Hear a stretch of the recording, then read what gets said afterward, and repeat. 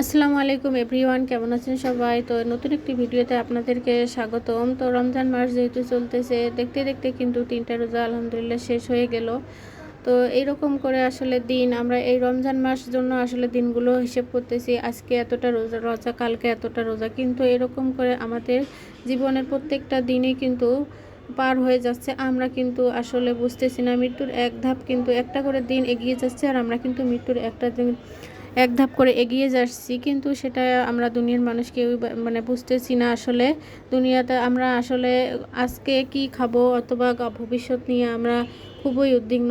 কাল গতকাল কি পরবো কি খাবো সেটা নিয়েই চিন্তা করি, কিন্তু যখন ভবিষ্যৎ নিয়ে আমাদের কতই পরিকল্পনা, কিন্তু যখন আমাদের এই নিঃশ্বাসটা বন্ধ হয়ে যাবে তখন কিন্তু সব পরিকল্পনা এক নিমিষেই শেষ হয়ে যাবে। তো যাই হোক, আমি ইফতারি বানাতে গিয়ে অনেক তাড়াহুড়ো হয়ে গেছিলো। তো কার কার এই অবস্থা হয় ইফতারি বানানোর সময় কমেন্টে বলে যাবেন।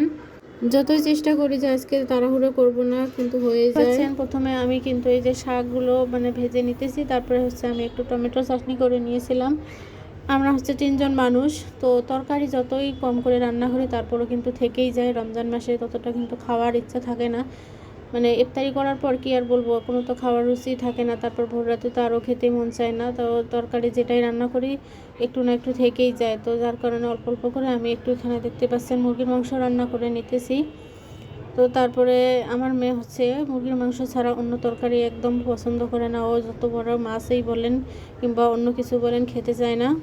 তো এখানে গতকালকে আমি লাউ মানে মাছ দিয়ে লাউ রান্না করেছিলাম, সেটাও রয়েছে। আবার আবার গতকালকে মাসকালার ডালও ছিল, সেটাও রয়ে গেছে। তো আমি সেগুলো দিয়ে কিন্তু মানে পার করে দিব। আর হচ্ছে এখানে আমি আজকে ভাজা পোড়া তেমন কিছুই করব না, শুধু একটু ডিমের চপ বানিয়ে নিচ্ছি। আর হচ্ছে বুট বাগার দিয়েছিলাম আর ফলমূল কেটেছিলাম, এটা দিয়ে আজকের আর কি ইফতারিটা সেরে নিব। তো তাড়াহুড়ো করতে গিয়ে এখানে আমার দেখতে পাচ্ছেন ডিমের চপটা কিন্তু পুড়ে গেছে। তো তেল বেশি গরম হয়ে গেছে, যার কারণে আমি এটা দেওয়ার পর কিন্তু একদমই গরম হয়ে গেছে। আর পাতিলটার তলাও একদম পাতলা, যার কারণে আবার বেশি হয়ে গেছে, পুড়ে গেছে।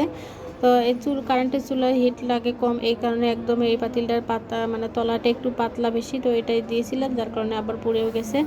তো যাই হোক, সমস্যা নেই। এই তারপর পরেরগুলো আবার ভালো হয়েছিল। তো আমি ডিমের চপগুলো শুধু ভেজে নিয়েছিলাম। আর যাই হোক, আমার ভিডিওটি আজকে এই পর্যন্তই। যদি ভালো লাগে লাইক কমেন্ট এবং শেয়ার করে পাশে থাকবেন, এবং যদি কোনো ভুল ত্রুটি হয়ে থাকে তাহলে ক্ষমা দৃষ্টিতে দেখবেন। তো আল্লাহ তাআলা সবাইকে 5 ওয়াক্ত নামাজ এবং 30টা রোজা, 30টা সেহরি এবং 30টা তারাবি পড়ার তৌফিক দান করুক, এবং সবাইকে আল্লাহ তাআলা ভালো রাখুক, সুস্থ রাখুক, এবং সকলের মনের আশা পূর্ণ করে দেখ। সবাই ভালো থাকবেন, সুস্থ থাকবেন। আল্লাহ হাফেজ।